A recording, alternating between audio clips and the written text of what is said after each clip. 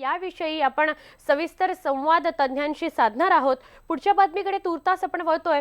सिंधुदुर्गातील चिपी विमानतळाचं अखेर आज लोकार्पण केलं जाणार आहे। मुख्यमंत्री देवेंद्र फडणवीस यांच्या हस्ते हे लोकार्पण होणार आहे। तर आजच सिंधुदुर्गातल्या इतर विकास कामांचं सुद्धा भूमिपूजन केलं जाणार आहे। गेल्या वर्षी 12 सप्टेंबरला या विमानतळावर पहिल्यांदा खासगी विमान उतरवून या विमानतळाचं औपचारिक उद्घाटन करण्याचं श्रेय शिवसेनेनं घेतलं होतं। आज मुख्यमंत्र्यांच्या हस्ते या विमानतळाचं लोकार्पण होत असल्यामुळे भाजपचे झेंडे विमानतळ परिसरामध्ये लागलेले पाहायला मिळतात।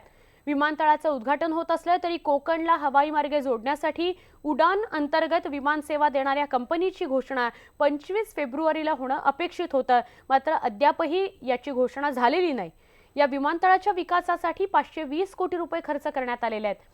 400 प्रवासी क्षमतेची टर्मिनल इमारत आणि 2500 मीटर लांब 45 मीटर रुंद अशी धावपट्टी या विमानतळासाठी बांधली गेलेली आहे, तयार केली गेलेली आहे। ही धावपट्टी साधारणपणे 180 आसन क्षमतेपर्यंतच्या मध्यम आकाराच्या विमानांकरता सक्षम आहे।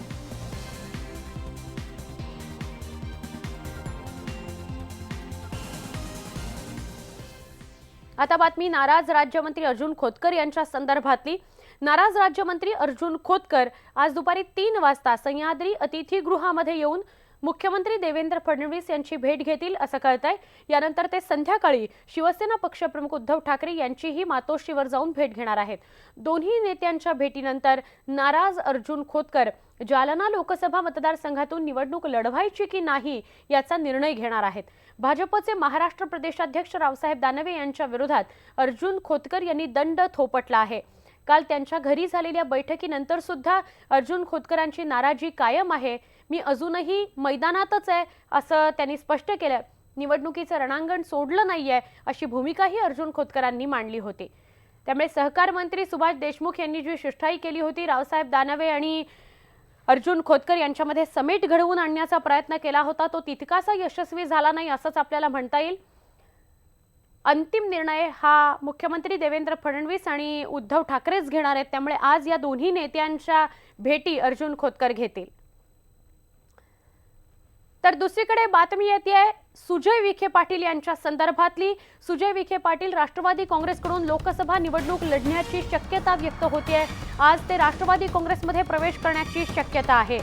या घडीची सगळ्यात मोठी बातमी आहे। आतापर्यंत चर्चा होती सुजय विखे पाटील हे कदाचित भाजपमध्ये जाऊ शकतात, त्यांना कुठल्याही परिस्थितीत नगरमधून निवडणूक लढवायची आहे आणि काँग्रेसकडून त्यांना तिकीट दिलं जात नव्हतं किंवा त्याविषयीचा निर्णय होत नव्हता।